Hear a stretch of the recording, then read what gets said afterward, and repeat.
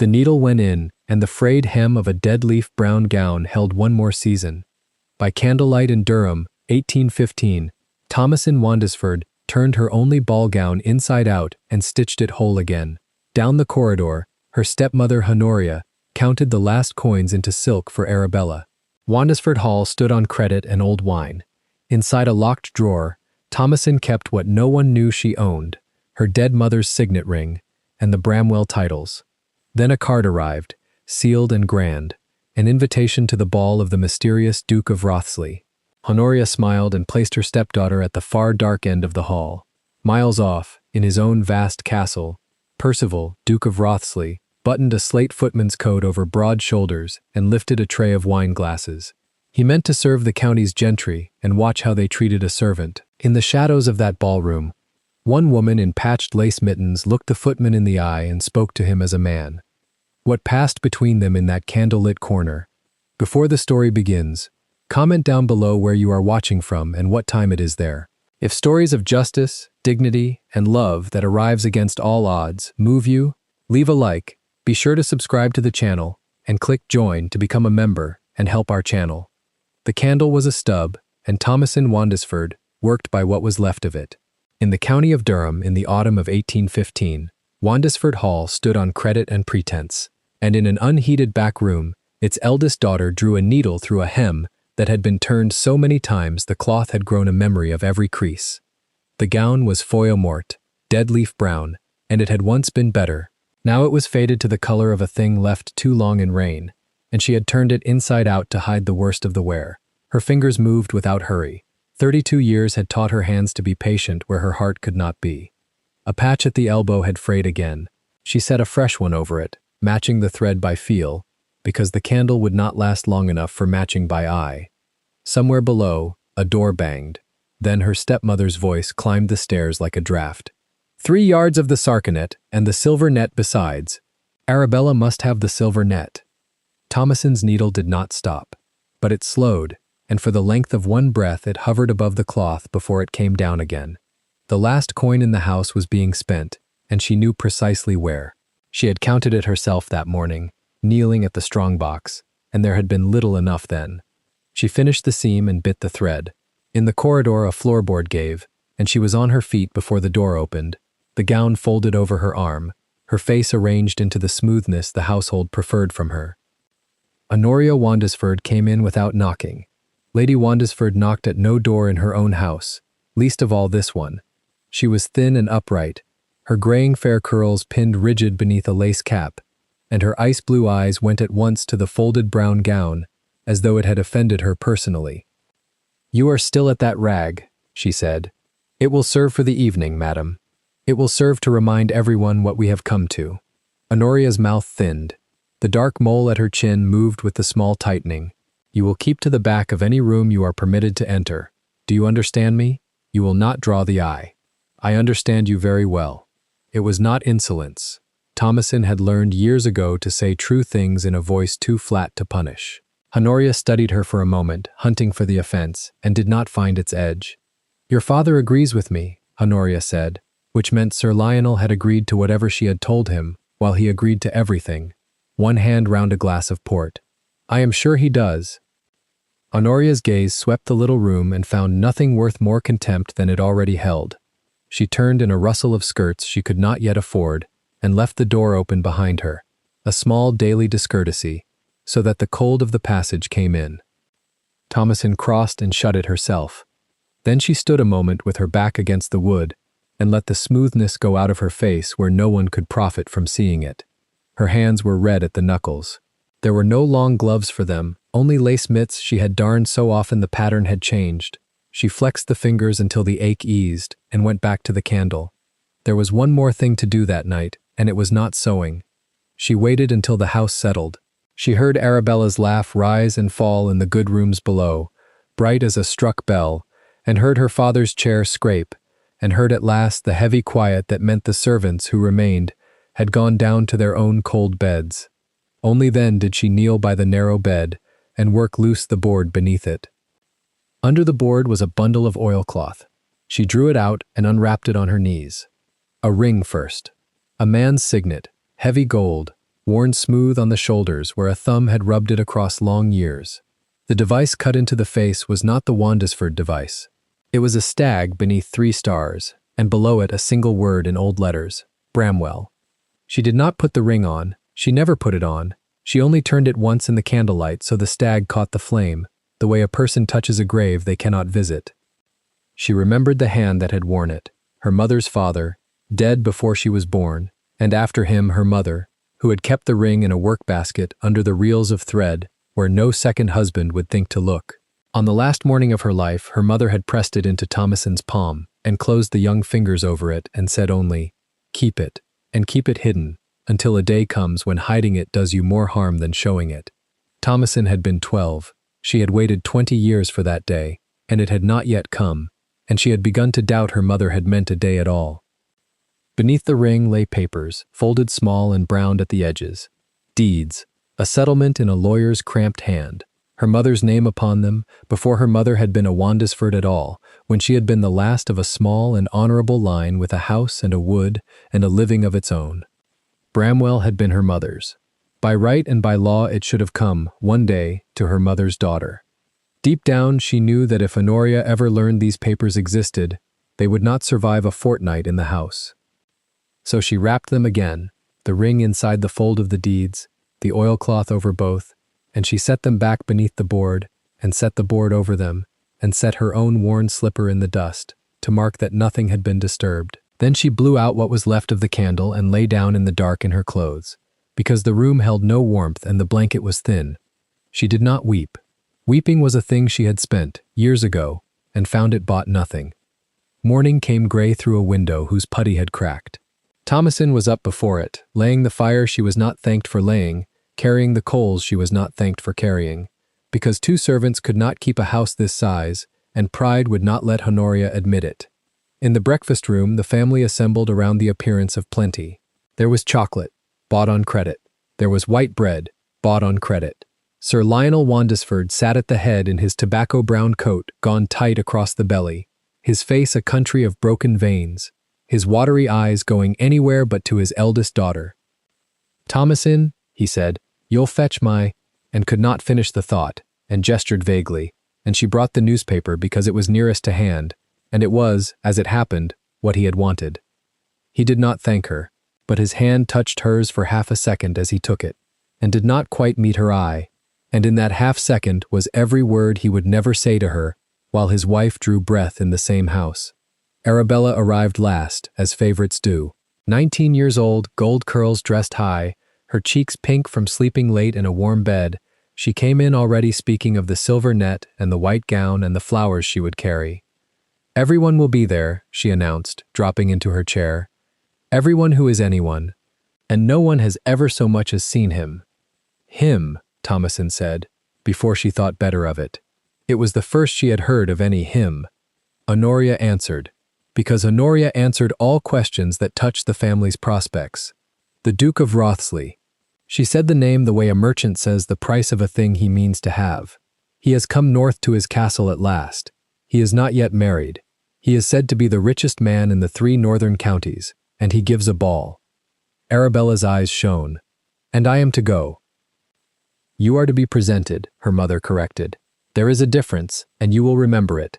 A duke does not marry a girl he has merely seen dance. He marries a girl he cannot stop thinking of afterward." She said it as instruction, a recipe for a dish she intended Arabella to become. Thomason poured the chocolate and said nothing. "The invitation names the household," Honoria went on, and here her ice-blue eyes came round at last to her stepdaughter, unhurried, weighing, "which I suppose includes you. You may come. You may stand at the back. You may make yourself useful with wraps and fans if a lady wants her wrap or her fan, and you will not, under any circumstance, put yourself forward. Do you understand what you are at such an evening?" "I understand exactly what I am," Thomason said. And she did. Better, she thought, than any of them, but she kept that behind her teeth where it was safe. 15 miles to the north, on the same gray morning, the master of that castle stood at a long window and looked at his own great hall being made ready for a ball he did not wish to give. Percival, Duke of Wrotheley, was 38, tall, black-haired, with a jaw shadowed by a beard he had not troubled to have shaved, and eyes so dark a brown they read as black in the low light. A thin scar crossed his left brow, an old souvenir, and gave his face a permanent look of faint, unhurried skepticism. Below him, footmen carried in candelabra by the dozen. Somewhere a quartet was tuning. He watched it all, as a man watches weather he does not control. Behind him a floor creaked, deliberately, so as not to startle. "It is not too late to be ill, Your Grace," said Barnaby Fenwick. The Duke did not turn. Fenwick was 60, bald but for a white fringe, his back as straight as the staff of office he did not carry, and he had served the house since Percival was a boy in short coats. He was the one man alive permitted to speak to the Duke as if the title were a coat that came off. "They would only come again next week," Percival said. "They would, and I should learn nothing next week that I could not learn tonight." Fenwick came to stand a careful pace behind his master's shoulder. "You are certain of this?" Percival was silent for a moment. Down in the hall a maid dropped a taper and a footman helped her gather the spilled tapers, and neither of them knew they were watched. "There was a man," the Duke said at last, "who was good to me once, when I was too young to repay it and too poor to matter to anyone. I made him a promise while he was dying. It has taken me until now to be in a position to keep it. I mean to keep it well, Fenwick, and I mean to keep it with my eyes open." He turned from the window. "Half the county will come here tonight to smile at me. I have no use for their smiles. I want to see them when they believe themselves unwatched." Fenwick's expression did not change, but something behind his spectacles sharpened. "The livery," he said. It was not quite a question. The plain gray, a black waistcoat, a tray of wine. The Duke's mouth moved, not quite a smile. "A servant sees everything and is seen by no one. I have watched it my whole life from the wrong side of it. Tonight, I should like to watch it from the other. And if you are recognized, by whom? None of them has ever laid eyes on me. That is rather the point of the evening." He crossed to a side table and lifted, absently, the heavy onyx signet that lay there beside his gloves, turning it in his fingers as though weighing what it cost a man to set it down for a night. "You will announce me when the moment comes, and not before, not for anything. Do you understand?" "I understand you very well, Your Grace." Fenwick paused. "Might I ask what you expect to find?" "I don't know," Percival said, and set the ring down. "That is why I am going to look." Below, in the hall that would blaze with 1,000 candles by nightfall, a footman polished a silver tray until his own dark eyes looked back at him out of it, and did not yet know whose face he would be wearing when the guests arrived. Back at Wandesford Hall, the light was already failing when the carriage was sent for, hired for the night at a cost that would be quarreled over for a month. Honoria descended in plum silk and ostrich plumes, garnets at her throat, magnificent as a debt allows. Arabella came behind her in ivory and gold, a little tiara of freshwater pearls catching what light there was, her whole small person tilted upward with expectation.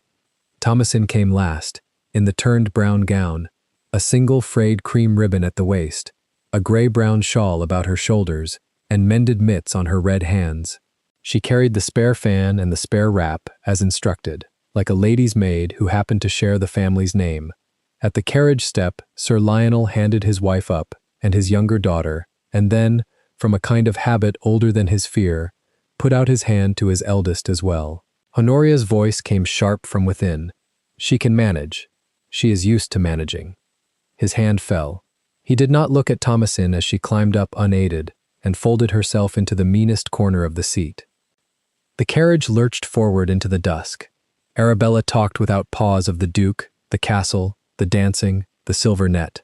Honoria corrected and coached and sharpened her like a blade going to a whetstone. Sir Lionel dozed, or pretended to, and in her corner, cold to the bone through the thin shawl, Thomasin Wandesford watched the dark country roll past the window and did not once let them see that her hand had found, through the shawl and the worn brown cloth, the small hard place at her waist where she had sewn her mother's ring into the seam, unwilling, that night, to leave it behind in an empty house. The road climbed, the horses labored on the grade, and the coachman swore softly at them, and the hired carriage swayed on springs that had seen better owners. Arabella pressed her face to the glass. Honoria drew her back by the elbow and told her that a woman who showed eagerness had already lost. You will be cool, Honoria said. You will be a little bored. A man who has everything wants the one thing that does not want him. Give him that, and give him nothing else, and let the gown do the rest. She tugged the ivory sleeve straight. Smile only when he speaks. Laugh at nothing you do not understand. Arabella nodded, drinking it in, and beneath the pearls her small face set into the expression she had been drilled to wear. Thomasin looked away from them, out at the black hedges streaming past, and felt the ring turn cold against her hip through the shawl. She had not meant to bring it. She had sat by the strong-box in the dark half an hour before the carriage came, and had known, with a certainty she could not argue down, that she would not leave that empty house alone with it, not for a whole night, not with the doors unbarred, and only a deaf old cook asleep below. So she had unpicked 2 inches of the waist seam and slid the ring inside and stitched it shut again in 4 quick passes, and now it rode against her like a small weight of conscience. The castle came up out of the night all at once, every window burning. Even Arabella went quiet at the sight of it. Torches lined the drive, carriages stood 3 deep before the great doors, and liveried men moved among them handing down silk and satin and gouty old peers, and the light poured out across the gravel as though the house itself were made of candle flame. From somewhere within came the first thread of music. They did not yet know, any of them, that its master would open the door for them himself. The great doors swung inward, and it was a footman in plain gray who drew them, and Honoria swept past him as though he were a hinge that had done its work. She did not look at his face. No one looked at his face. That was the whole cunning of the gray coat, and the man inside it had counted on it. Percival stood at his own threshold with a linen cloth folded over one arm and let the county pour into his hall. Plum silk, ivory and gold, garnets and paste and true stones together, and he read them all the way a lender reads a ledger, and said nothing, and bowed the exact shallow inch a footman owed a baronet's wife. Honoria did not return it. She had already forgotten him. Behind her came Arabella, and Arabella's chin was lifted to precisely the angle her mother had drilled into her in the carriage. She glanced at the servant once, out of habit, the way one glances at a chair to be sure it will hold. Then she too was past, into the light and the music, her pearls catching the blaze of 1,000 candles. Last of all came the one in brown. Percival's eyes went to her because she was the only thing in the doorway that did not shine. A turned gown the color of a wet leaf, a gray shawl, mended lace on red hands that carried, he saw, another woman's fan and another woman's wrap. She stepped over the threshold and stopped.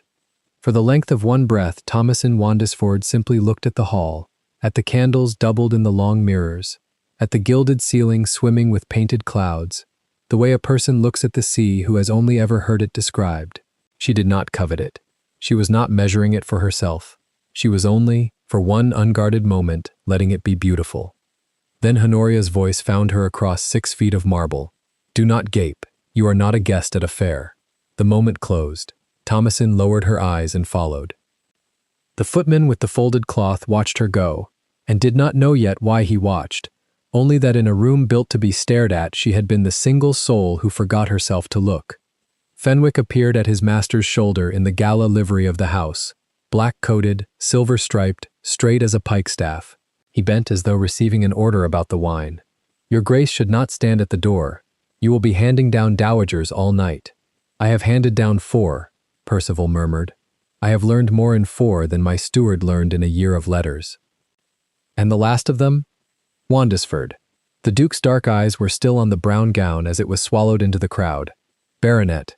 Ruined, by the coat on the father and the debt in the wife's jewels. 2 daughters, or so it appeared. So it appeared? One they brought to be seen.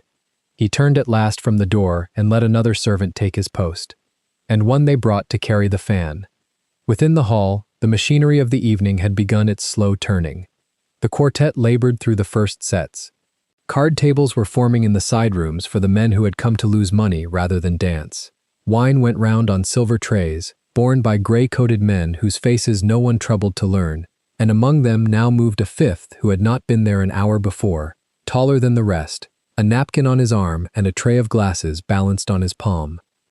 He went where the wine was wanted, and the wine was wanted everywhere, and so he went everywhere and heard everything. He heard a marchioness tell her daughter that the Duke of Wriothesley was certainly deformed, or certainly mad, or he would not have hidden in the south so long. He heard a colonel wager 50 guineas that their host would not appear before midnight.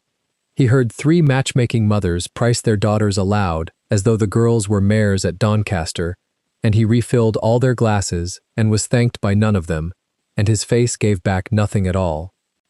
This, he thought, was the county he had come north to know. He had wanted to see them when they believed themselves unwatched, and here they were, and the sight was very much what he had feared it would be. Honoria Wandesford had chosen her ground with a general's care. She had planted Arabella near the top of the room, in the current of the best light, where the candelabra would find the gold in her hair and the gold in her gown together.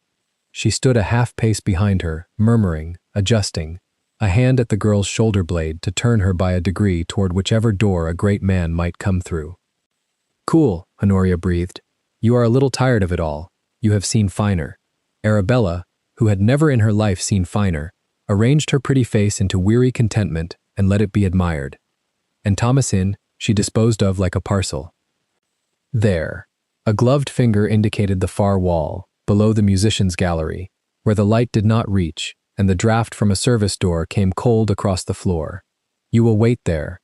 You will hold Arabella's wrap and mine. If we want you, we will send. You will not cross the room to us.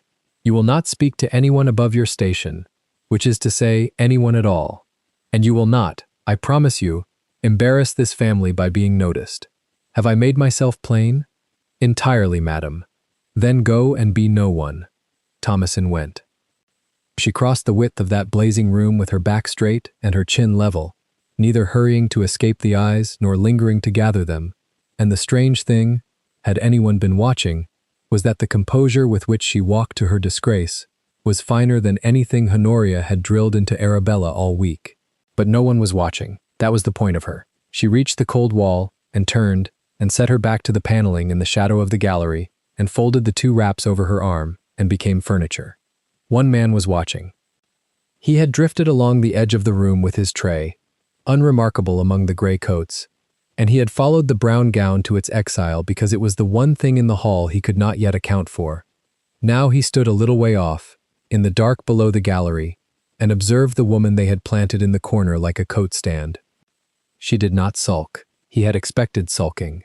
She did not crane after the dancing with hunger, nor mutter, nor let a single ripple of grievance cross her face. She simply stood and watched the room with grave gray-green eyes, and saw it, he began to understand, more clearly than anyone in it. He watched her watch her stepmother steer the golden girl into the eye-line of a passing earl. He watched the corner of her mouth do something that was not quite a smile and not at all a sneer, something closer to sorrow, as though she pitied the very people who had put her here. A dowager 2 feet from Thomasin dropped her fan. It clattered to the marble at the old woman's slippered foot, and the dowager looked down at it with the helpless outrage of the very grand who have not bent for anything in 40 years. Her own companion had drifted away to the cards. Thomasin stooped at once. She gathered the fan, rose, and returned it across her open palm with a small bow of the head. "Your fan, ma'am." The dowager took it without a word, without a glance, as though it had been restored to her by a mechanism, and Thomasin said, gently and entirely without heat, "You are very welcome." The dowager's head came round, affronted, but the young woman in brown was already looking elsewhere, her face smooth, having claimed nothing but the last plain courtesy of the exchange, and the old lady, finding no insolence she could name, sniffed and turned away. In the shadows, the footman with the tray felt something move in him that he had not felt in a great while, and could not at first put a name to, and then could. It was interest. He came a step nearer, because a servant may come near, and lifted his tray, because a tray is a passport into any conversation in a house like this. "Wine, ma'am?" Thomasin looked at him. She looked, and this was the thing he had not been prepared for, at his face, not at the tray, not through him at the room beyond, hunting for someone who mattered, at the man. Her eyes met his, and held them a moment, gray-green and level and unhurried, and there was in them none of the small flinching deference the other guests gave a servant, and none of the contempt either. There was only a person, looking at a person. "No, thank you," she said, "but it was kind of you to ask one who cannot pay you for the asking." The Duke of Wriothesley, who had been offered a great many things in his life and thanked for very few, found he had nothing ready to say. "You have been on your feet the whole evening," Thomasin went on, quietly, as though remarking on the weather. "I have watched the trays go round, you have not stopped once. There is a chair behind the gallery pillar where the draught is worst, and no one of consequence will ever sit. I have found it very useful." A ghost of warmth touched her mouth. "I only mention it. A body was not built to stand 5 hours to hand other people their pleasures. Nor was yours, ma'am," he said, before he had decided to speak at all. Something flickered across her face, surprised that he had spoken back, and something older beneath it. "No," she agreed, "but I am used to it. That is not the same as it being right, only the same as it being born." Down the length of the hall a small commotion rose, the sweet self-important stir of an entrance, and Thomasin's eyes went to it, and her whole manner changed, drew in, closed like a hand. Honoria had brought Arabella to the head of the room, and some person of rank had condescended to be introduced, and the girl was dropping the deep, practiced curtsy her mother had made her rehearse against the parlor wall for 3 evenings running. "That is your mistress," the footman said. It was not quite a question.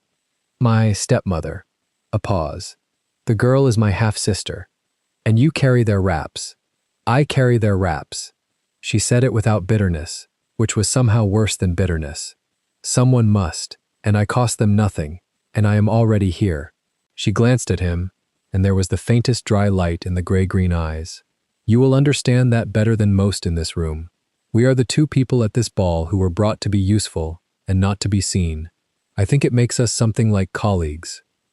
The Duke of Wriothesley looked at the woman who had just, without the smallest idea what she was doing, named him a fellow servant, and offered him a chair, and thanked him for a kindness that had cost him nothing, and her nothing, and was, for that reason, the only clean coin he had been handed all night. "I think it might," he said. He should have moved on. A servant who lingers is a servant who is remarked, and to be remarked was the one thing he could not afford. But he stood there in the cold below the gallery, with his tray growing heavy on his arm, and he did not move on, and neither of them, for a moment, found anything more to say, and the silence between them was not the awkward silence of strangers, but the easy quiet of 2 people standing at the edge of the same warm room they had both been shut out of. Across the hall, Honoria's ice-blue eyes swept the crowd on their patrol, as they did every few minutes, counting her assets, and found her stepdaughter's corner. Found it, and narrowed. The brown gown was not alone. A footman stood at the girl's shoulder, his tray lowered, his head bent to her as though they were talking, as though the creature had been set there to conduct a flirtation with the wine men instead of holding the wraps in silence as she had been told. Honoria's face went very still. She said something low to Arabella, who was steered on toward her earl, and then she began to move down the length of the hall, unhurried, magnificent, plum silk hissing over marble, ostrich plumes riding above the crowd like the standard of an advancing army.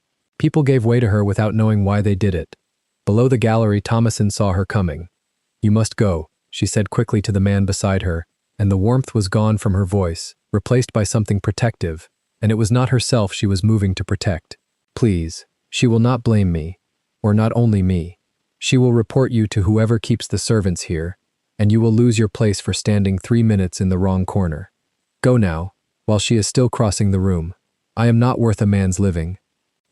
The Duke of Wriothesley looked down at her, at the urgency in the grave face, at the fact that this woman in a twice-turned gown, planted in a cold corner by her own family, had spent her one small store of power in the room to shield a footman she believed she would never see again from a punishment she thought was coming. "I am not afraid of your stepmother," he said. "You have not met her." Thomasin's hand rose as if she might actually push him away, and stopped just short of the gray sleeve, remembering herself. "Go!" He inclined his head to her, the smallest bow, and it was not a servant's bow, though she was too pressed to notice it, and he stepped back into the shadow of the pillar and was gone among the other gray coats as the plumes bore down. Honoria arrived in a cold gust of scent. "With whom?" she said. "Were you speaking?" "A servant, madam. He offered me wine." "You will not speak to the servants." "No, madam." "You are here to be invisible, and you have contrived, in 1 hour, to be seen conversing with the winemen like a milkmaid at a hiring fair. Honoria's voice did not rise. It never rose. It only sharpened, and the sharpening carried further than a shout. A head or two turned nearby, which was, for her purpose, ideal. I might have known. Give me my wrap. No.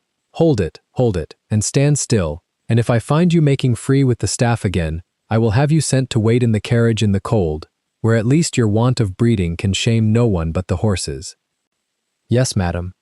Honoria studied the smooth, downturned face, hunting as she always hunted for the flicker of resentment that would justify a sharper blow, and found, as she always found, nothing but the flat, even calm that infuriated her more than any answer back. She turned in a rustle of plum and went to reclaim her daughter.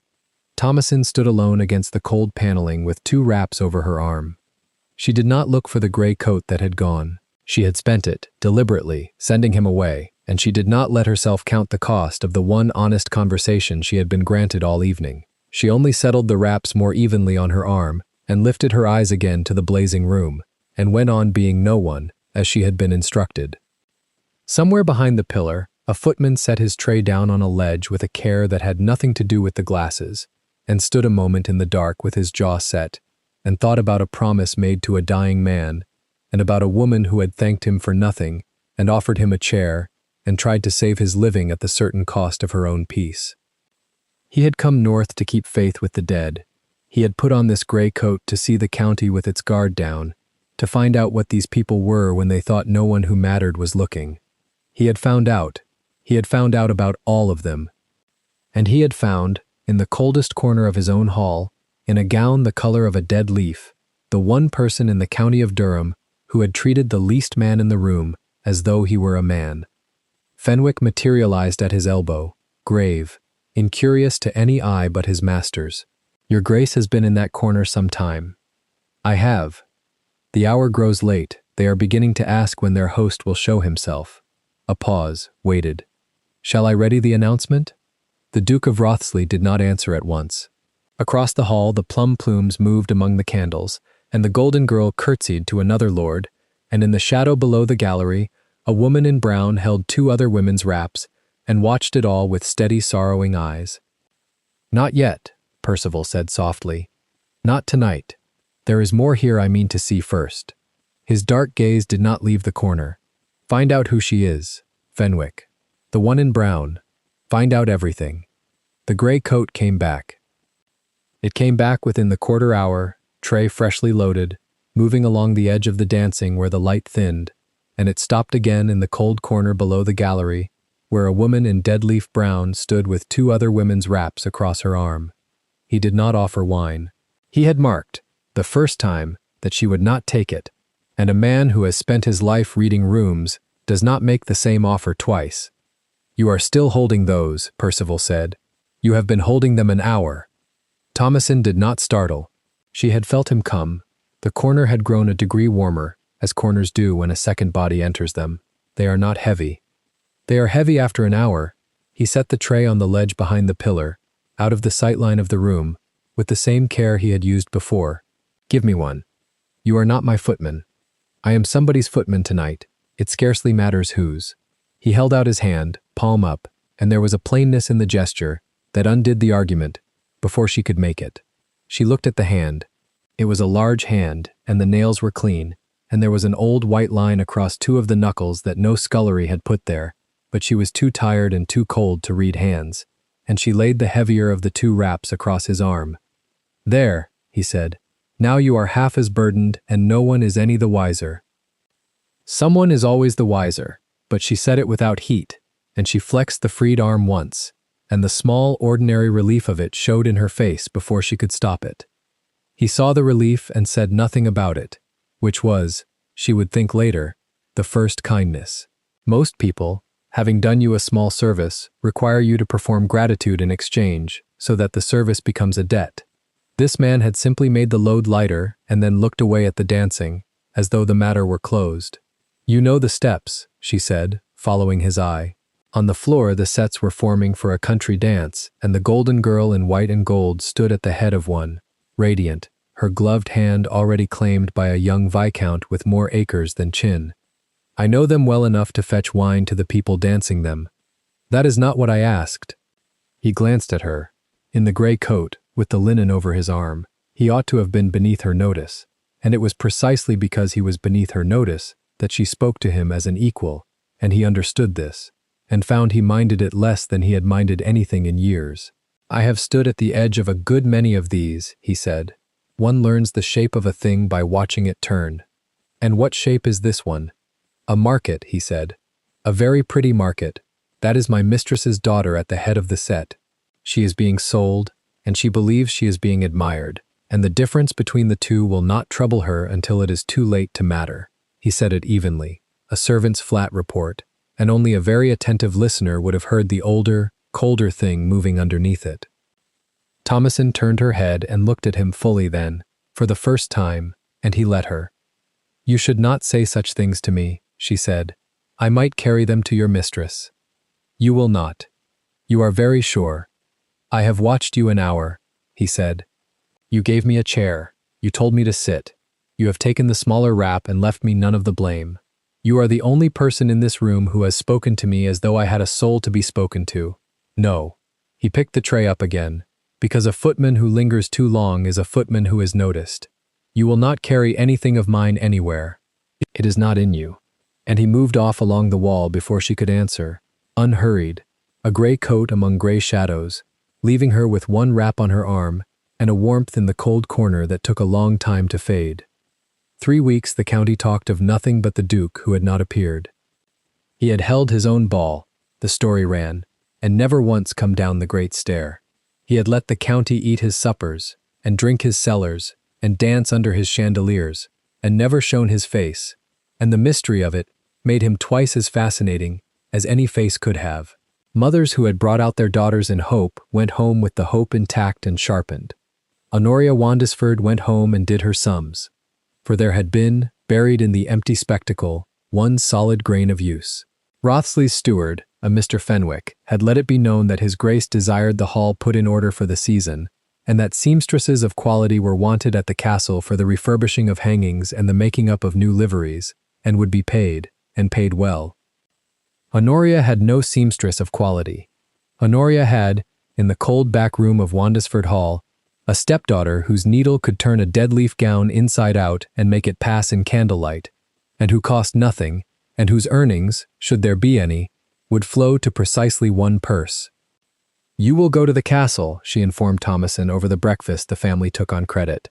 "Fenwick has asked for hands. You have hands, God knows, and little enough else to recommend you. You will take your box and your threads, and you will do as you are bid, and you will bring home what they pay you, every farthing, and you will not," the finger came up, the granite ring catching the weak light, "you will not disgrace this house by chattering with the servants as though you were one, though I grant it would be no great descent." Sir Lionel said nothing. Sir Lionel studied the grain of the table and turned his signet ring round and round on his swollen finger, and wished the decanter were nearer. Arabella pouted. "Why does she go to the castle and not I? If the Duke should come—" "The Duke," said her mother, "does not come. That is the whole art of the man, and when he does come, my love, he will come to a ballroom, to find you shining in it, not to a sewing room to find you squinting over a hem like a hired girl. Your business is to be seen, hers is to be useful. God has arranged us all very sensibly." So Thomasin went to the castle with her box of threads. She went on foot, 3 miles through the wet lanes with the box under her shawl to keep the damp from the silks, and she came in at the tradesman's door as was proper, and she was set to work in a long room hung with faded arras, where 4 other women bent over a great length of new claret velvet, destined for the state bed. She said little. She listened much. She was, within 2 days, the one the others carried the difficult work to, because her stitches were the smallest, and her eye the truest, and she never once claimed either aloud. The other women were kind to her in the rough, easy way of people who work with their hands. They shared their bread at noon and made room for her nearest the brazier, not knowing she was a baronet's daughter, taking her for what her gown declared her, a poor woman glad of the wage. Thomasin let them think it. It was, she found, a strange ease to be pitied for nothing but her poverty, which was honest, and not despised for her birth, which was not her fault. She warmed her cracked hands at their fire, and sewed, and was, for the first time in longer than she could name, spoken to without a barb in it. There was more work than the velvet. There were new liveries wanted, gray coats among them for the underservants, and a length of ivory silk laid by for something finer that no one would name. And there were errands up and down the great cold house, for the castle was vast and short of trained hands, and the sewing women were sent where a needle might be wanted. And on the third day, carrying a bolt of marfil silk down a corridor she had been told led to the linen store, she opened the wrong door and found the gray coat. Only it was not gray now. He stood at a long window with the winter light full on him, in a coat of black so perfectly cut it seemed a part of his shoulders, a waistcoat of ivory silk, a cravat starched to a blade, and on the smallest finger of his right hand, a heavy ring of onyx that she knew, the instant she saw it, for a ducal seal. He was giving quiet orders to a thin, bald man in spectacles, Fenwick, the steward, and both men turned when the door opened. Thomasin stood with the bolt of silk in her arms, and understood everything at once, the way one understands a dropped glass in the half-second before it lands. She did not curtsy to a servant. She curtsied to a duke, low and correct, and when she rose, her face had gone very still, and there was in the stillness no confusion at all, but something colder and more wounded, the particular quiet of a person who has been let to make a fool of herself and only now knows it. "You will forgive me, your grace," she said.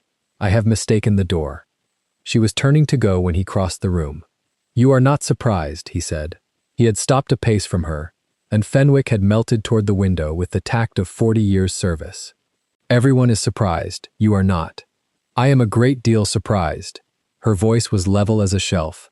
"I gave a duke a chair and told him to sit. I offered to carry a duke his own wine, that he might rest his feet. I am so surprised, your grace, that I can find no word for it that I might say to your face." "That was not you made a fool of," he said. "That was me deceiving you. The fault of a deception lies with the deceiver. How comforting, for the deceived." He almost smiled, and did not, because he saw that it would cost him. "I put on the gray coat," he said, "because a man in my position is never told the truth. They bow to the coat and lie to the ear above it, and I have spent 15 years being lied to by people bowing. I wished once to stand in my own hall and see the county as it is when it thinks no one who matters is by." He looked at her steadily. "I saw it. I saw a great deal of it. And the one thing in that whole gilded room that was exactly what it appeared to be, that gave a tired footman a chair for no gain and no witness, was a woman in a brown gown who is now very angry with me, and has the right of it, and whom I would ask, if she will hear it, to be angry a little less." Thomasin held the silk against her like armor. "You had me watched. Fenwick was to find out who I was. Find out everything. I have ears, your grace. The trade's door is close to where great men talk." "I did." "And did he?" "He found," said the duke, "that you are the elder daughter of Sir Lionel Wandesford by his first wife, that the estate is drowned in debt, that you dress your half-sister for balls you are forbidden to enter, and that you walk 3 miles in the wet to sew claret velvet so that your stepmother may buy plumes." His voice did not soften, which was its own courtesy. Pity would have been unbearable, and he seemed to know it. "He found that you keep something back from all of them, a thing your mother left you, that you have not sold, though the selling would ease a great many hungers. He does not know what it is, neither do I." The silk creaked in her grip. For a moment, the length of one held breath, her composure thinned, and behind it, he saw the thing she carried, the ring and the deed of Bramwell folded in a scrap of oilcloth at the bottom of a thread box, the last acre of her mother's name that no debt of Sir Lionel's had yet been permitted to touch. Then the breath went out of her, and the composure closed again like water over a stone. "What my mother left me is my mother's," she said. "It is the one thing in the world that is. You have bought the roof over my father's head, no doubt, and the bread on his table, and you may buy the gown off my back if it amuses a duke to own such a rag. You will not buy that, and you will not learn it by putting on a coat and being kind to me in a cold corner." "No," he agreed. "I begin to see that I will not." She dropped her curtsy again, and this one was correct to the inch and colder than the corridor. "May I go, your grace? I have velvet to finish, and I am paid by the day, and the day is short." He stepped back and let her pass. At the door she stopped, not turning. "The chair," she said, "in the corner." I would have offered it to any man whose feet ached. Do not make it into more than it was." "I would not dream of it," said the Duke of Rothley, who had already made it into a great deal more, and meant to make it more still, and watched the brown gown go down the corridor with the light behind it until the door at the end had closed. Fenwick returned from the window. He said nothing for a moment, which from Fenwick was a whole oration. "The debts, your grace," he said at last. "Crenshaw has the last of the Wandesford paper in hand. Every mortgage, every note, every tradesman's book. By Thursday there will not be a farthing owed in that family that is not owed to you." Good. Sir Lionel does not know. No one is to know. Not the father, not the wife, not the golden child. Least of all, the Duke turned from the window. Least of all the seamstress. "She has told me plainly she will take nothing from me she has not earned. If she learns I hold the ground she stands on, she will walk off it into the snow out of pure pride. And be right too, and I will have lost the one honest creature in the shire to my own clumsiness." "Then what does your grace intend?" Percival looked down at the onyx ring, and turned at once, and there was in his dark face the particular patience of a man who has found, after long searching, the exact thing he did not know he was looking for, and means to be very careful not to break it. "To watch," he said. "To learn what it is she guards, and why she starves rather than spend it. And to be there, Fenwick, on the night the wolves in that house make their move, for they will make it. Greed of that color cannot sit still.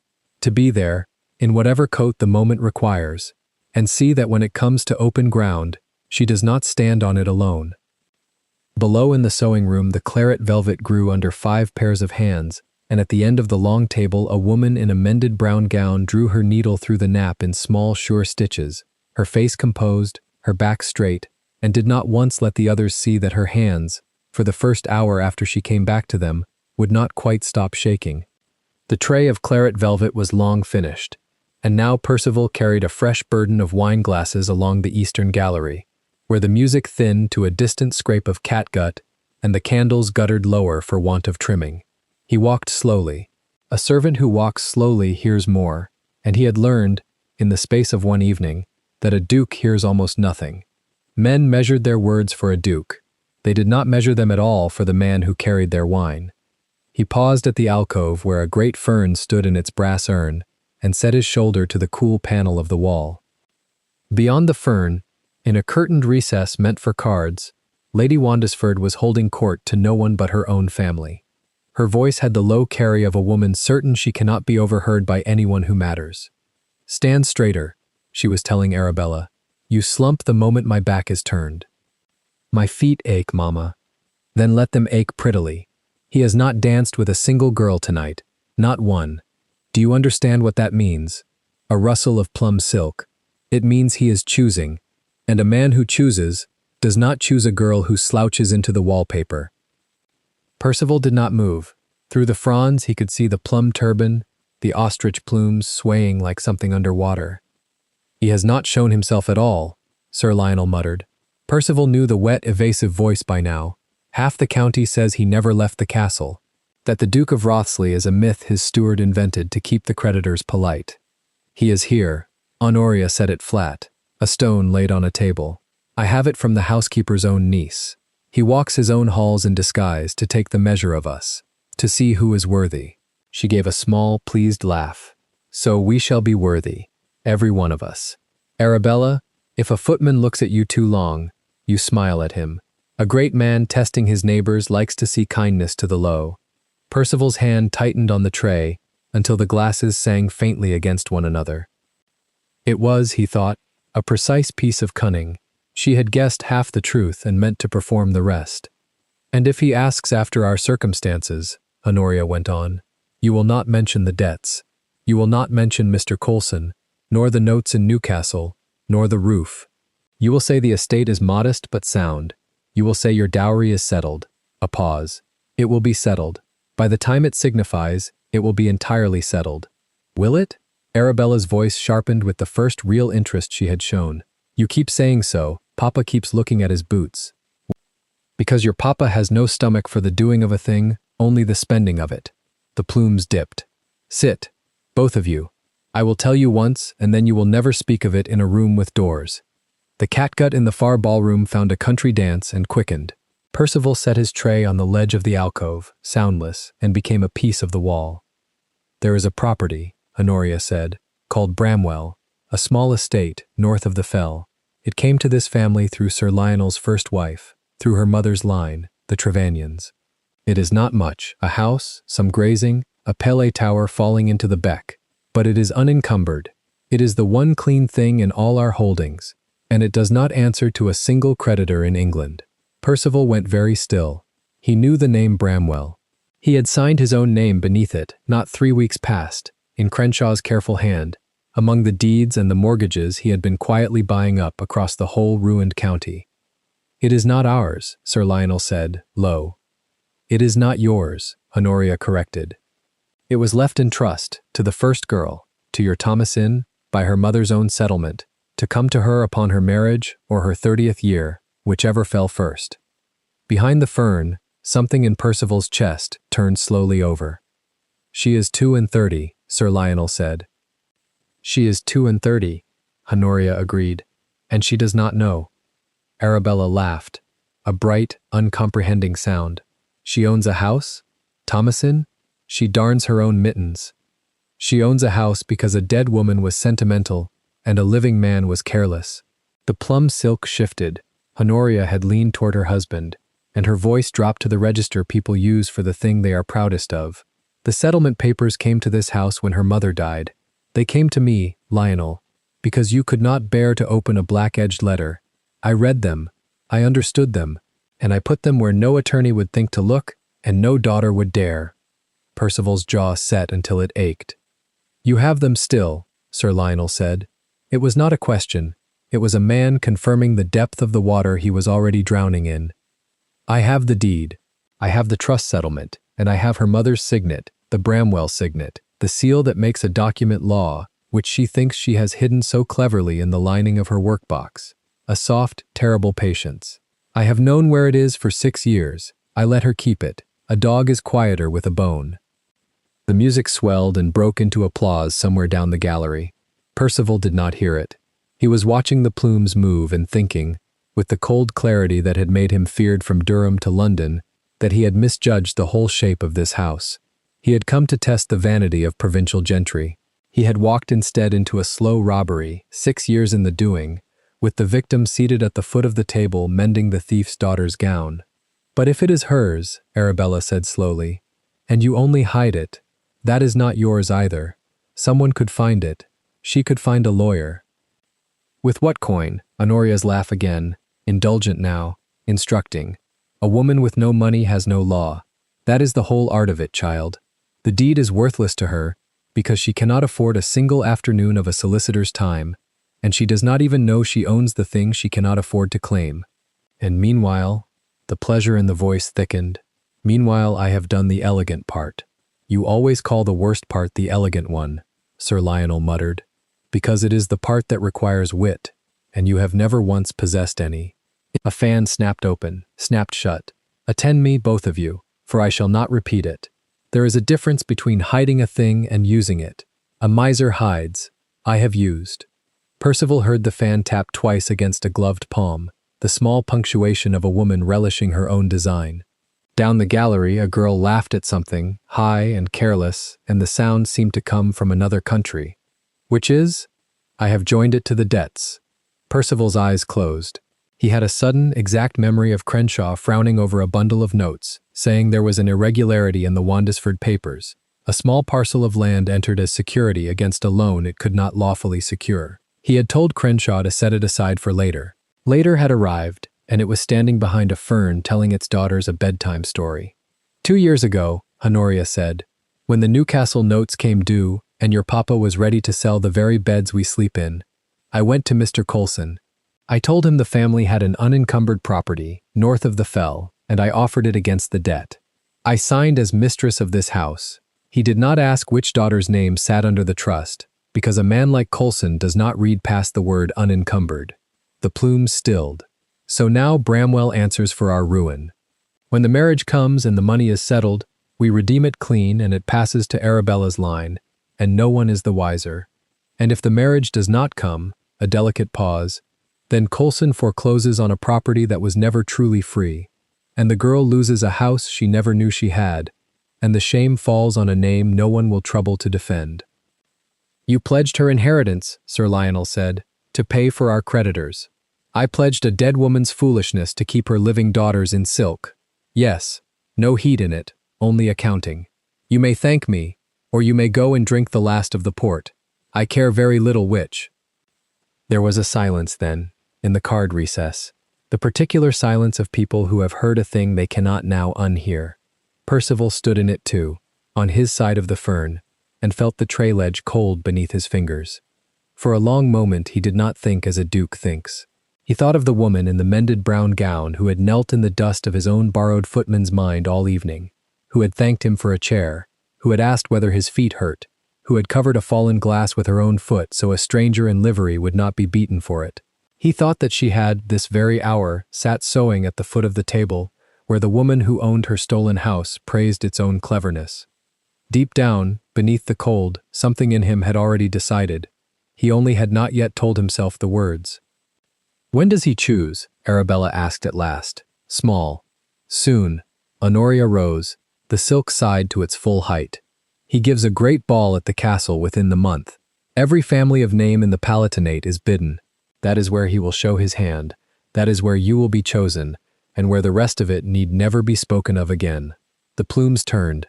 Now go and be seen laughing. A girl who broods looks like a girl with debts. They came out past the fern in a rustle of white and plum, and Percival was already moving, head bowed, tray on his shoulder, a servant about his business, so that when Lady Wandesford's ice-blue glance swept the gallery, it found only the back of a footman's grey coat, unremarkable, retreating toward the stairs. She did not look twice. One does not look twice at furniture. He carried the tray down the servants' passage and set it, at last, upon a scarred deal table in the empty still-room, and there he stood for a while with both hands flat upon the wood, breathing as a man breathes who has just seen the bottom of something. He had come to Wandesford Hall to be amused, to confirm what he already believed, that the gentry of his county were grasping and hollow, that kindness was a coin they spent only upward, never down. He had been proven right in every particular but one, and the one exception was a poor relation in a twice-turned gown who did not know she was the only honest creature in the house, nor that she owned a house of her own, nor that it had been sold out from under her name by the woman she called mother. The candle on the still-room shelf hissed and drowned itself in its own wax. He let it go dark and did not light another. For a long while he stood in the black of the little room and let the anger settle into its proper shape. Rage was cheap. He had watched men ruin themselves with it. What he wanted was slower and colder and would keep. He turned the thing over as a merchant turns a coin to the light, looking for the flaw that tells him where to press. Bramwell, the signet in the workbox, the name under the trust, 3 threads, and a woman who did not know she held one end of all of them. Percival straightened. He drew off the linen napkin from his arm, folded it with a slow precision, and laid it beside the tray. Then he went in search of Barnaby Fenwick, who would be waiting by the mews with the coach, and who was the only living soul in the Palatinate to know which man wore the grey coat tonight. He found the old butler at the yard door, upright as a pikestaff in the cold, holding the Duke's black greatcoat over one arm, as though it were a sleeping child. "Your Grace," Fenwick said, very low, "you are late. The Wandesford woman has been asking her housekeeper whether the Duke means to make himself known before supper." I did not care for the direction of her questions. No. Percival took the greatcoat, but did not put it on. He stood weighing it, the good heavy wool of the man he truly was, against the thin grey serge he still wore. "Barnaby, what do you know of a property called Bramwell?" The butler's brow creased. "North of the fell, your Grace. Trevanion land, by old repute. Mr. Crenshaw mentioned an irregularity in the papers we purchased. A parcel pledged against a debt that had no business securing it. You bade him set it by." "I bade him set it by." Percival's mouth thinned. "Tell Crenshaw I want everything. The original settlement. The trust. Whatever notes Coulson holds and whatever seal was used to make them law. And I want the name of the person in whose favor that trust was drawn. Set down in his own hand. Sworn if need be. He is to breathe it to no one." "May I ask what your Grace suspects?" "Not suspects." He looked back once at the great sagging house, its windows leaking their borrowed light onto the sodden gravel, and thought of a straight back at the foot of a long table, and hands that would not stop shaking for an hour after they were shamed. Knows, a woman in that house has been robbed of everything her mother left her, cleverly and lawfully, and for 6 years, and she has spent this whole evening being the only person under that roof to treat a footman as though he had a soul. He drew a slow breath of the cold. I should like Barnaby to make the theft expensive. Fenwick's careful old face did not change, but something in the set of his shoulders came to attention, as at an order given on a field. The ball at the castle, Percival went on. It stands, every name in the Palatinate, but I will add one card to the list myself, and I will carry it there with my own hand, and no one is to see the name upon it. He at last shrugged the grey coat from his shoulders and let Fenwick lift the black wool onto them, and in the lifting of it the servant was gone, and the Duke of Wrotheley stood in the mews in his stead, jaw hard, eyes near black in the lantern light. The Wandesford women mean to sell me a daughter and hide a debt inside the wedding settlements. Let them plan it to the last plume. And the elder daughter, your grace? Percival looked at the black signet already back upon his hand, the onyx swallowing the light, and turned it once with his thumb. She will come to the castle, he said, believing she comes to watch her sister married. Say nothing to disturb that. A thing done quietly is done twice as hard. He drew on one glove, then the other. See that Crenshaw has every paper by week's end. When I strike, I mean to strike with law in my hand, and not a shred of it left to them. He stepped up into the dark coach. The door shut, and in the yellow murk of the lantern the last thing Fenwick saw, before the wheels turned on the gravel, was his master's fist closing slowly upon the head of his cane, a man who had come out to be entertained, and was going home to sharpen a blade that cut only with parchment. The lid of the tin box lay open on Thomason's cot, and her fingers were already inside it when the door swung without a knock. She did not have time to lower the lid. Honoria's shadow crossed the threadbare rug, and the candle in her hand threw the walls into a lean, moving yellow. So, Honoria said, here it is. Thomason closed her hand over the ring. Too late. The older woman had seen the glint of onyx, had seen the folded parchments beneath it, and something behind the ice of her eyes had gone still and satisfied, the way a cat goes still before it moves. Give it to me. It is not yours. Everything under this roof is a Wandesford debt. Honoria set the candle on the washstand. She did not raise her voice. That was the terrible thing. And you are a Wandesford charity. Thomason stood. Her knuckles whitened around the ring, and the cot creaked as she rose from it.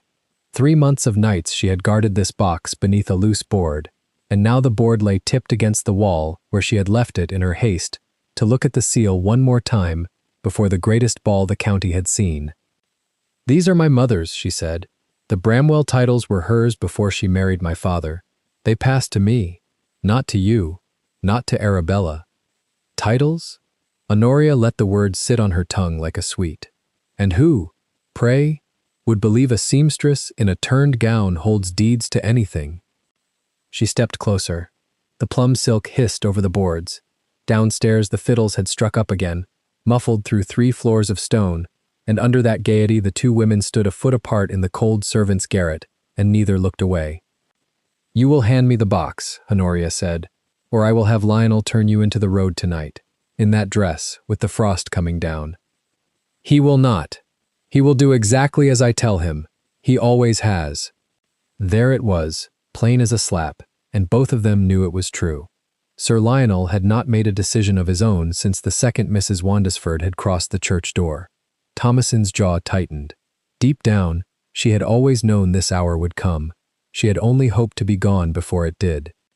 She thought of the road, of the dark between here and Durham town, and no coin in her pocket, and the seal that was the only proof she had ever been more than the unwanted eldest girl.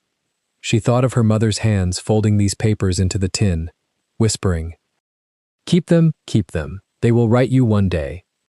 No, Thomason said. Honoria's smile thinned. Then she did the thing Thomason had not braced for.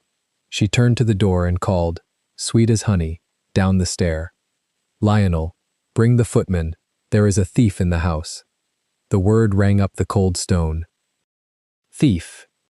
Thomason felt it land in her chest like a stone dropped in a well. You cannot, she breathed. I already have.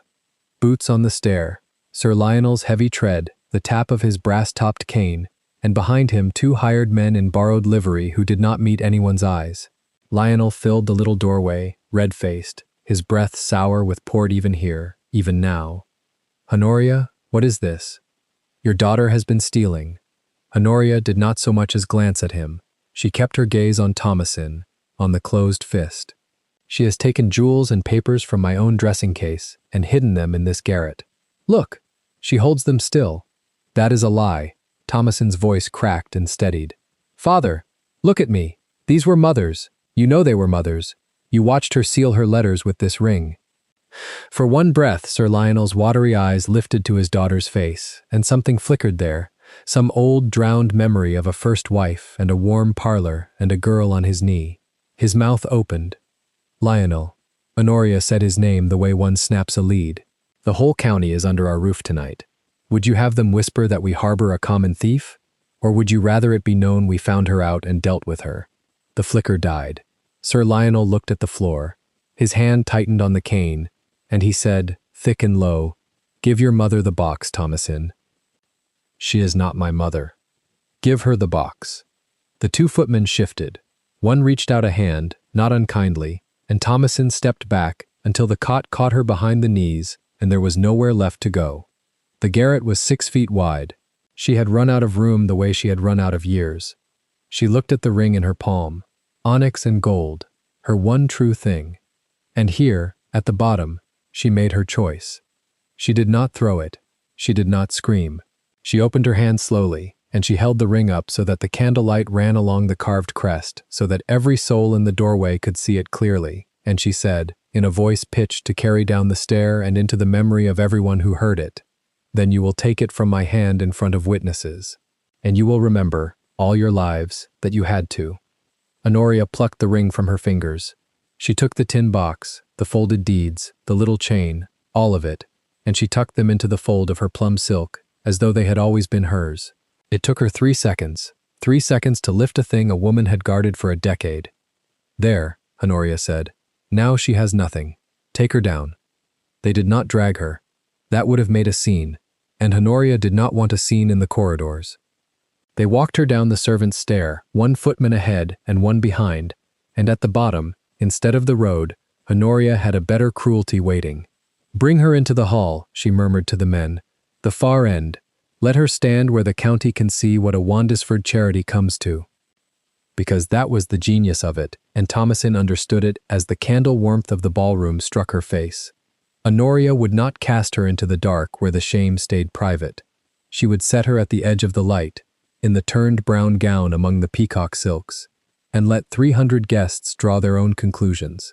A thief, tolerated at the margins. A cautionary thing, ruin worn where all could read it. She thought of running.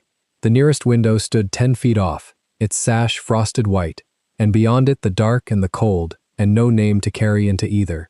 She did not run. To run was to confess a theft she had not done. She would walk into that light on her own feet and let them look. The doors opened. The heat and the candles and the swell of the fiddles rolled over her. 300 faces turned, not all at once, but in a slow ripple, the way a pond turns when a stone goes in. She heard her own name begin to travel from mouth to mouth along the walls, softened by fans, sharpened by pleasure. She kept walking until the footman stopped her at the wall, and there she stood, and there she stayed. Across that same hall, at the shadowed junction of 2 pillars, a man in a servant's gray coat stood with a tray of untouched wine and watched the far door open. Percival, Duke of Wriothesley, had returned that night in the livery he had worn all along, because the game he had begun he meant to finish, and because a promise made to a dying man was not a thing one abandoned when it grew uncomfortable. He had spent 3 months learning this family from the inside of a servant's coat. He knew the mother's tongue. He knew the father's cowardice. He knew, better than any deed in any solicitor's box, exactly whose inheritance had been folded into the Wandisford debts. He had watched, too, over those 3 months, the one woman in the house who had ever spoken to a servant as though he were a man, who had thanked him for a cup he carried, who had, once, on a stair, pressed her own bread into his hand when the kitchen thought no one would notice a footman had gone unfed. He had said nothing. He had filed it away, the way he filed everything, and turned it over on the drive home in the dark until it had become the whole of the matter. And now he watched the eldest daughter walked into his own ballroom like a prisoner, and he saw the tin box gone from her hands, and something behind his dark eyes changed its temperature. He set the tray down on a console, slowly. A footman does not abandon his tray, but he abandoned it. Barnaby Fenwick materialized at his shoulder, as if condensed from the candle smoke, spectacles catching the light, voice too low for any but his master to hear. "Your Grace, the gentlemen from town are stationed as you asked. Mr. Crenshaw waits in the blue anteroom with the papers. You have only to give the word." "Not yet. Something has occurred. The mother has taken the ring." Percival did not look away from the far end of the hall, where Thomasin stood alone against the wall, spine straight, hands empty, refusing to lower her eyes though the whole room had begun to notice her, and to lean, head to head, behind painted fans. "She has accused the girl of theft, in front of the county." Fenwick was silent a moment. "That is a serious charge, Your Grace. Falsely made, it is. Ruinous. Yes." A muscle moved in the Duke's jaw. "She means to break her tonight, publicly, so that no soul will ever take the girl's word above her own." He watched Honoria sweep into the center of the floor, radiant, receiving a viscount's bow, the stolen deeds not a yard from her heart. "It is a precise, elegant lie. She has thought of everything." "Not everything," Fenwick said quietly. "No." The word came out cold. "Not the servant." Across the hall, a stir. Honoria had raised her voice for a knot of listening dowagers, and it carried, because she meant it to carry. So grieved, truly, to have discovered it. "We took her in from Christian duty, when Sir Lionel's first wife passed, and this is our reward. Jewels missing from my case for a fortnight, and tonight, the papers of the house itself, hidden in her filthy little room. A pressed handkerchief to a dry eye. We shall not press the magistrate. One does not hang one's own, however base. But you will understand, my dears, why she stands where she stands." The fans lifted. The whispers ran along the walls like a lit fuse, and at the far end, in the dead-leaf gown with its cerned lace mittens, Thomasin Wandesford stood and took it, every eye upon her, and did not weep, and did not flee, and did not give them the collapse they were leaning forward to enjoy. Percival watched her chin stay level. He watched her breathe. He had seen men on battlefields hold a line with less. "Deep the well she has been thrown into," Fenwick murmured, "and no rope in it." "There is a rope." The Duke's gaze had not moved from her once. "She has simply not yet seen who holds it." Arabella found it delicious. The golden girl drifted through the crush in her ivory and gold thread, her freshwater tiara catching every candle, and she made a slow circuit that brought her, at last, to within a few feet of her disgraced half-sister, so that the contrast could be admired by all. She tilted her painted fan. She let a little laugh escape, high and clear. "Poor Thomasin, you always did want what was mine." She said it loud enough for the nearest cluster to catch. "The silks, the invitations, now Mama's jewels. I did tell her you could not be trusted near anything that shone." Thomasin looked at her half-sister, at the small mouth pursed in triumph, and said nothing. There was nothing to say that Arabella would not twist. She had learned that at 8 years old. "Nothing?" Arabella pressed, delighted. "No pretty speech about your dead mother's ring? You had so many of those once." A single line, then, low and even, meant only for the girl who thought she had won. "Enjoy the wearing of it, Arabella. Stolen things sit heavy." The golden girl's laugh faltered for just a breath. Then she tossed her curls and swept away, and the moment closed over, and the ball went on shining around the woman it had cast to its edge. Honoria was not finished. That was the mark of her. She had the ring, she had the deeds, she had the girl pinned in shame against a wall, and still she circled back, because a wound left half open troubles the one who made it, and she wanted it shut. She crossed the floor with Sir Lionel dragged behind her by the mere fact of her wake, and she stopped before Thomasin, and she pitched her voice, once more, to Carrie. "You will leave in the morning," Honoria said, quietly. "I have written to a household near Carlisle that takes plain women for plain work, and they ask no questions and give no references. You will go to them, and you will not write to this family, and you will not speak the Bramwell name again in your life. It is not yours. It never was. My daughter will marry a title, and there will be no room in her story for a thieving stepsister. She waited. She wanted the break. She wanted the girl to beg, or curse, or crumple, so that the county might see the crack and know its shape. Thomasin looked at the woman who had taken the last true thing she owned. Her eyes were dry and gray-green and very steady. "You have taken the ring," she said, softly, but not so softly that the nearest guests did not lean to hear. "You have not taken what it means. A seal is only wax and metal. What it stands for was my mother's and is mine, and no theft can carry that across to you, however you fold it into your skirts." Something moved in Honoria's face.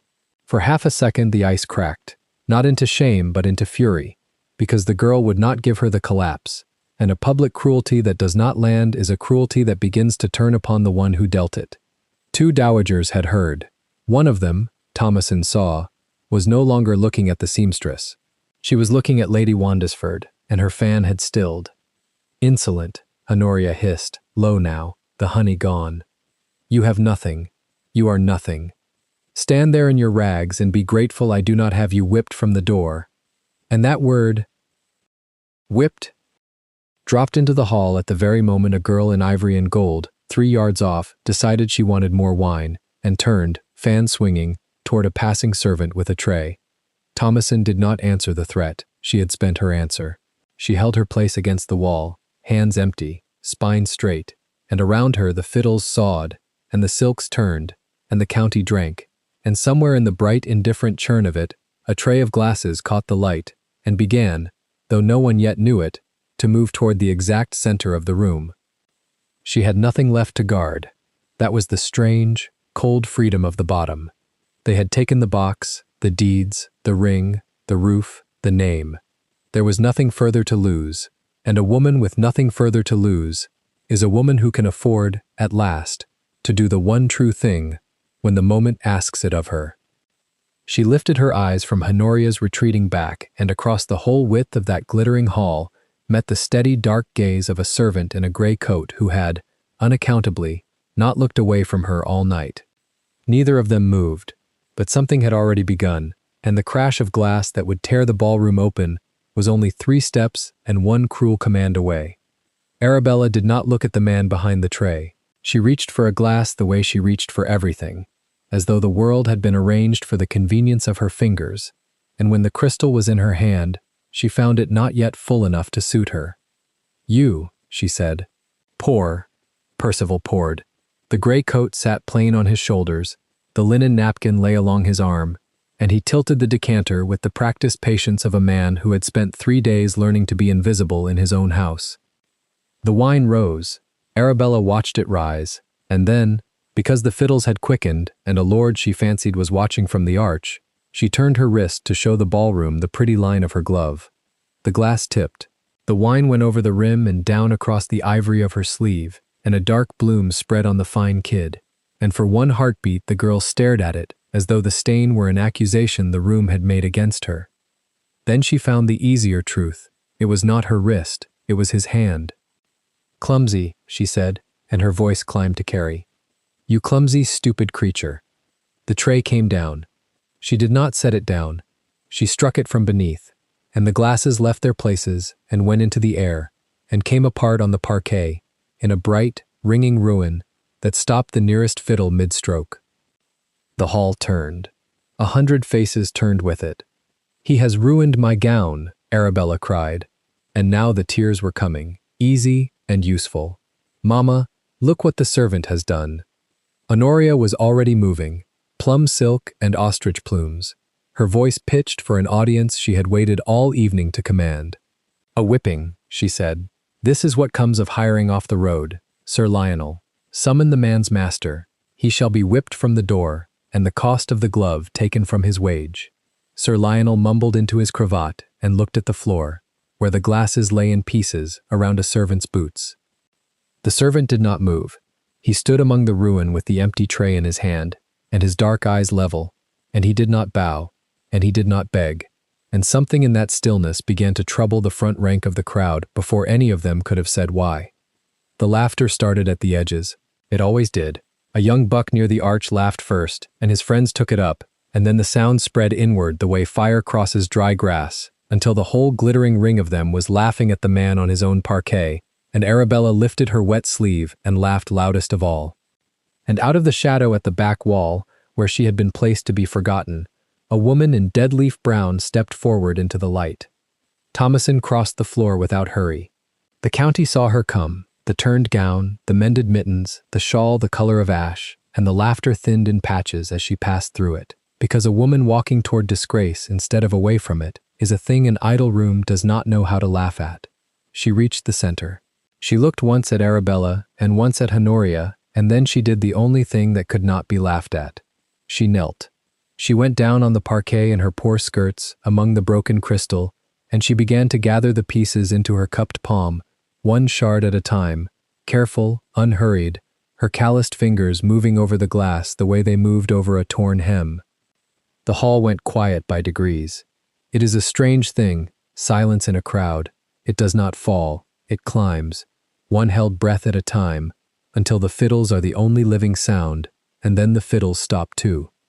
"Get up," Honoria said. Her voice had lost its stage. "Get up this instant. You shame yourself." Thomasin did not get up. "A glass is broken," she said, and she said it gently, so that they had to be silent to hear her. "Someone must gather it, or it will cut the next foot that passes. It does not signify whose hand let it fall. It signifies only that it is broken, and lies where children walk." And she lifted her eyes to Arabella. "You are 19, she said. "You have never in your life picked up a thing you have thrown down. I do not blame you for it. No one ever asked it of you. I am asking it of you now." Arabella's mouth opened and shut. The Lord in the arch was no longer looking at her sleeve. He was looking at her face, and finding it wanting. Beside Thomasin, the servant had knelt too. He was gathering the far pieces, close enough that his gray cuff brushed her brown one, and when she reached for a shard that lay between them, his hand closed over hers instead. She stilled. His fingers were warm and certain around her cold ones, and they did not let go. She turned her head and found his face a hand's breadth from her own, and in his dark eyes there was none of the servility she had spoken kindly to across 3 nights of this ball. There was something older and steadier, and it was looking at her the way no one had looked at her since her mother died, as though she were the only fixed point in a turning room. "Leave the glass," he said, low, meant for her alone. "You have gathered enough of other people's ruin for one lifetime." And then, still holding her hand, the servant in the gray coat rose to his full height and lifted his other arm and made a single, unhurried sign toward the great doors at the end of the hall. The doors opened. They did not creak or fumble. They swung wide as though hands had been waiting on the far side for exactly this, and through them came men in the black and silver of a great house, 6 of them, then more, ranging themselves along the walls in a quiet order that had nothing of the ballroom in it. The music did not resume, the laughter was wholly gone now. Barnaby Fenwick came through the doors last, spare and white-fringed and straight-backed, his half-moon spectacles catching the chandeliers, and he struck the floor once with a silver-topped staff. "His Grace Percival, 10th Duke of Wriothesley," he said, and his old voice carried to the farthest cornice. "Lord of this castle and master of this ball, uncover and attend him." The word went through the crowd like a wind through wheat. Every head bent. Every knee found the floor. Plumes dipped and silks sank, and the county of Durham went down in a long rustling wave, and in the sudden field of bowed backs only 2 women remained upright, staring, plum and ivory, their faces draining to the color of the tallow that lit them. Percival did not release Thomasin's hand. He drew her up beside him, out of the broken glass, and he stood with the seamstress in the mended gown at his side, while his own guests knelt at his feet. "Rise," he told the room. "All but this house." They rose.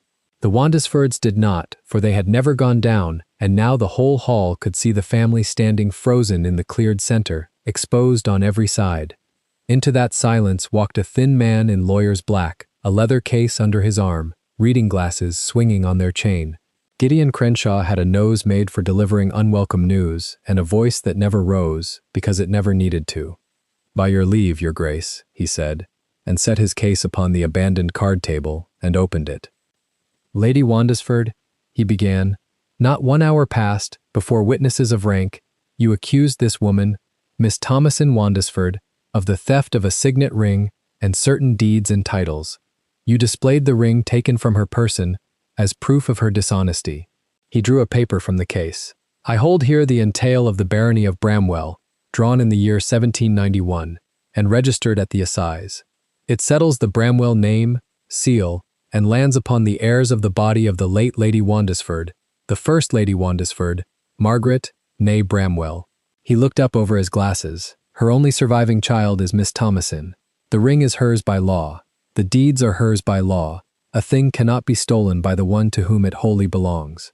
He let the paper lie open on the table for any who wished to lean and read it. Several did. It is you, madam, Crenshaw continued, in the same dry, unhurried tone, who removed these articles from her locked box this evening, before witnesses, and carried them in your own reticule. In the plainest terms the law affords, the theft this hall was invited to condemn was committed by the accuser. Honoria's fan had stopped. This is my husband's house, she said. Sir Lionel. Ah, said Crenshaw, Sir Lionel. He drew out a thicker sheaf, and now his fingers, ink-stained and precise, laid the papers down one at a time, like a man dealing a hand he had held in reserve all night. The mortgage on Wandesford Hall, £4,000. The bond to the wine merchant. The note to the modiste of Newcastle for silver net and sarcenet, dated this very week. The physician's account. The debt to the moneylender Habgood, at interest that would shame a Barbary corsair. One paper, then the next, until the green baize was papered white. Every obligation this family carries, every creditor to whom you owe a farthing. He looked up. His Grace has purchased them, all. They are held now in the strong room of Wriothesley, and I am their agent. Sir Lionel sat down where he stood. There was no chair, and he sat on the edge of the card table, and it took his weight badly, and no one moved to help him. Percival spoke then, and his voice was not loud, and the hall strained toward it the way it had strained toward Thomasin's on the floor. You spent 3 days, he said to Honoria, instructing your daughter in lies, and boasting to your circle that you had folded Bramwell into your debts as though a barony were a length of ribbon to be worked into a hem. You did this within earshot of a man you took for a servant, and you did not lower your voice, because you have never in your life imagined that a servant might be a person who hears. He paused. I heard everything. He turned his hand, and Fenwick stepped forward with a folded document, and Crenshaw named it. The debts fall due, Crenshaw said, at the pleasure of the holder. His Grace calls them, in full, tonight. You cannot, Honoria whispered. We should be ruined.